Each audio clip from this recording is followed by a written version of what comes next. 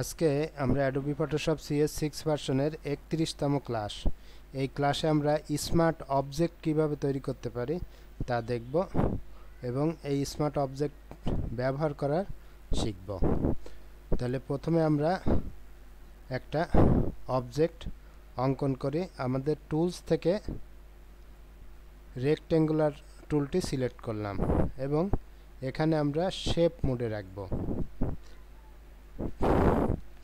এবার আমাদের ডকুমেন্টের উপরে মাউসের বাম বাটন চাপ দিয়ে ধরে যত বড় করে টানব তত বড় একটা শেপ ক্রিয়েট হবে।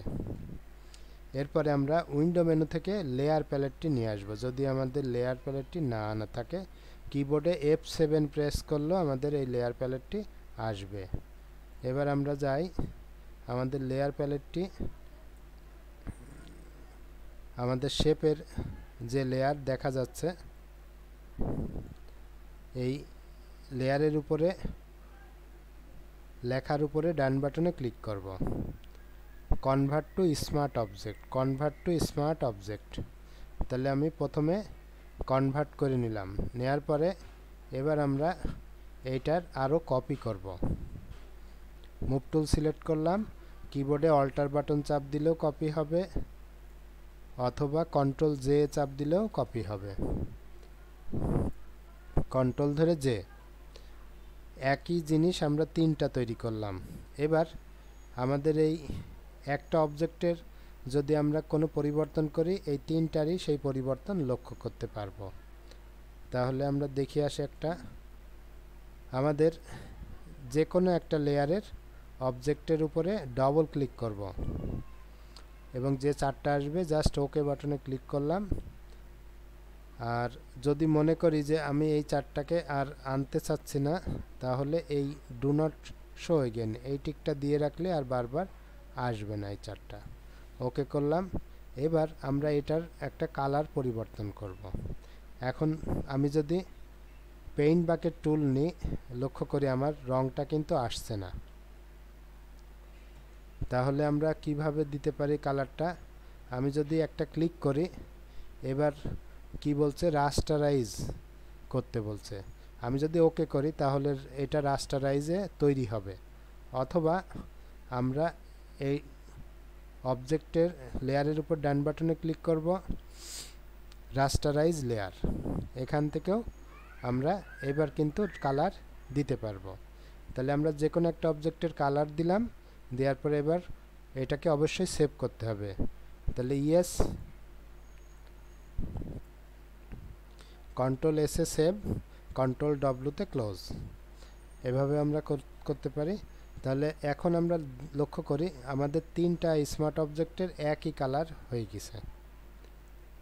এভাবে আমরা স্মার্ট অবজেক্ট তৈরি করার ফলে একই জিনিস বারবার পরিবর্তন না করে এক জায়গায় করলেই সবগুলাতেই এই পরিবর্তনগুলো লক্ষ্য করতে পারবো। এই তিনটা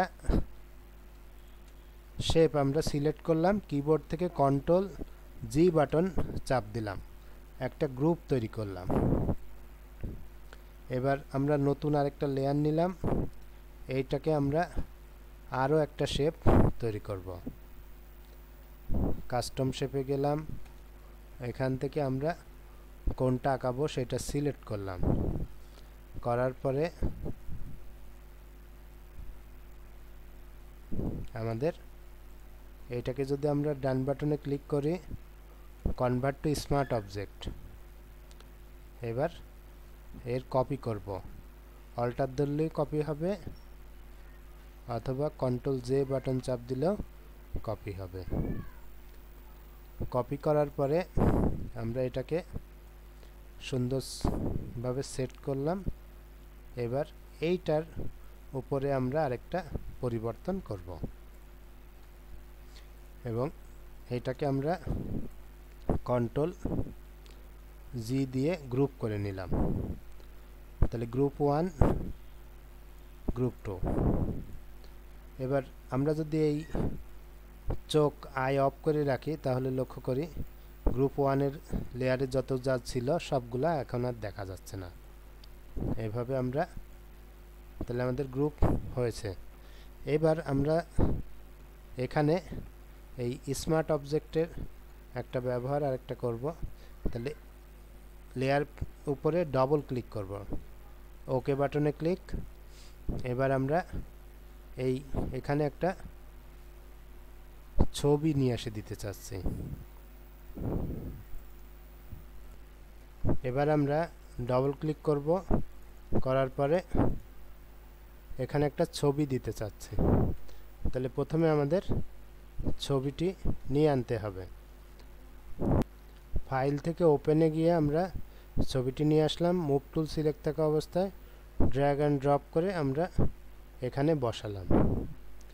এই রকম দিতে চাচ্ছি। এবার যদি আমরা এটাকে সেভ করে দিই তাহলে আমাদের কীরকম আসে লক্ষ্য করি। আমার যে ডিজাইনটি ছিল সেই ডিজাইনের পরিবর্তে পুরো অংশ জুড়ে ছবি আসছে। একই ছবি হয়ে গেছে কিন্তু সেই ডিজাইনের মতো ছবিটি নেই। এর জন্য আমরা কিভাবে করব আর একটু দেখি। তাহলে প্রথমে আমরা একটা ছবি নিয়ে আসি। উইন্ডো থেকে হিস্টোরি প্যালেটে গিয়ে পূর্বের অবস্থায় ফিরে আসলাম, অর্থাৎ আনডু কাজ করলাম। এবার আমাদের এখানে ডাবল ক্লিক করব, ওকে করলাম। ওপেনে গিয়ে এবার আমাদের এখানে ছবিটি বসাবো। এই ছবিটি নিয়ে গিয়ে আমাদের এই শেপের এখানে বসাবো। এটাকে আমরা ক্লিপিং মার্কস করতে হবে। যদি একটু ছোট বড় করতে চাই কন্ট্রোল টি বাটন চাপ দিয়ে এটাকে আমি বড় ছোট করে নিতে পারি। এন্টার দিলাম। এবার আমাদের শেপের লেয়ার এবং ছবির লেয়ার কিবোর্ডে অল্টার ধরে রেখে আমরা যখন এই দাগ বরাবর ধরব চিকন তীর আসছে। এখন যদি ক্লিক করি তাহলে এটা ক্লিপিং মার্কস হবে এবং আমাদের ওই ছবিটা কোন পজিশনে কিভাবে বসাবো সেটা আমরা এখন ঠিকঠাক জায়গা মতো নির্ধারণ করে দিয়ে তারপরে ওকে বাটনে ক্লিক করব। এরকম রাখতে চাচ্ছি। এবার এটাকে ক্লোজ করব। অবশ্যই সেভ করতে হবে, সেভ না করলে আমরা দেখতে পারবো না। তাহলে লক্ষ্য করি আমার প্রতিটা শেপের মধ্যে একই ছবি চলে আসছে। এরপরে আমরা লিখব কোনো কিছু, লেখা কিভাবে স্মার্ট অবজেক্টে পরিণত করতে পারি। টাইপ টুল নিলাম, আমরা একটা টেক্সট লিখি।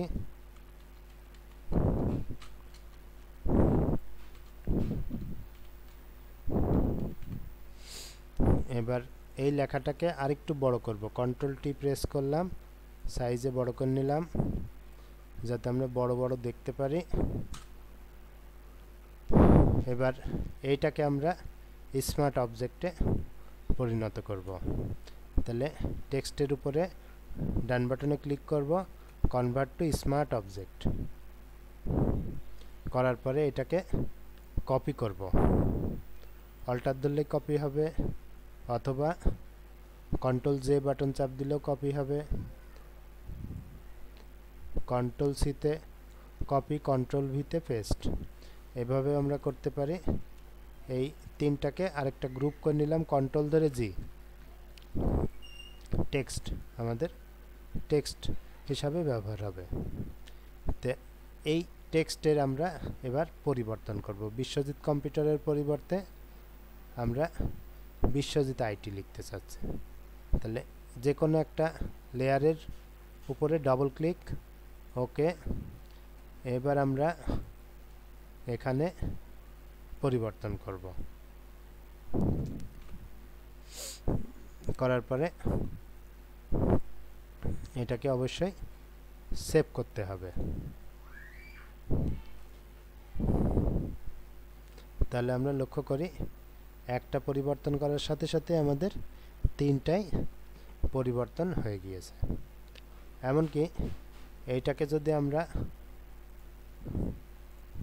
বাঁকা করি, কন্ট্রোল টি দিলাম,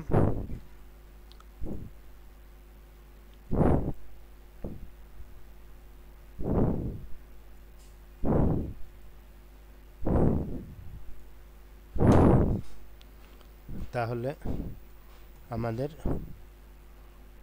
অবজেক্টটিকে একটু দেখি, এভাবে আমরা রাখলাম। এবার আমরা এখানে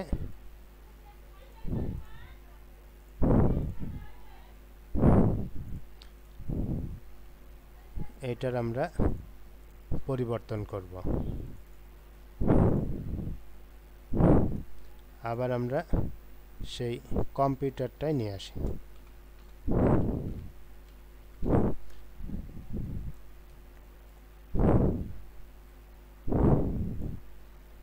কন্ট্রোল টি একটু ছোট বড় করে নেব।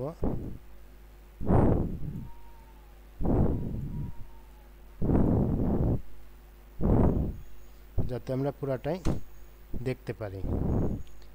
এবার এটাকে সেভ করে দিলাম, কন্ট্রোল এস কন্ট্রোল ডাব্লিউ। তাহলে লক্ষ্য করি আমাদের দুইটা সমান ছিল, একটা বাঁকা ছিল। তাহলে আমাদের তিনটাই যে যেরকমই রাখি না কেন সেই রকম মোডেই আমাদের লেখাটি আসবে। এভাবে আমরা স্মার্ট অবজেক্ট বানাতে পারবো। এবার এই স্মার্ট অবজেক্টটাকে লেখার উপরে ডান বাটনে ক্লিক করলাম, রাস্টারাইজ লেয়ার যদি করি তাহলে স্মার্ট অবজেক্টটাকে আবার বাদ দেওয়া যাবে। আমরা কোনো লেখাকেও বাদ দিতে পারি, অথবা আমাদের এই যে শেপ তৈরি করলাম এই শেপগুলোকেও আমরা স্মার্ট অবজেক্ট থেকে বাদ দেওয়ার জন্য সেই লেয়ারের উপর ডান বাটনে ক্লিক এবং রাস্টারাইজ লেয়ার। তাহলে আমাদের স্মার্ট অবজেক্ট যেটা তৈরি করছিলাম সেটা এখন আর স্মার্ট অবজেক্ট হিসাবে থাকবে না। আমার এই ভিডিও টিউটোরিয়ালগুলো আপনাদের কেমন লাগছে তা আমার কমেন্ট বক্সে অবশ্যই জানাবেন। ভালো লাগলে লাইক দেবেন, শেয়ার করবেন বন্ধুদের মাঝে, এবং আমার এই চ্যানেলে যদি নতুন হয়ে থাকেন তাহলে অবশ্যই চ্যানেলটি সাবস্ক্রাইব করবেন। ধন্যবাদ সকলকে।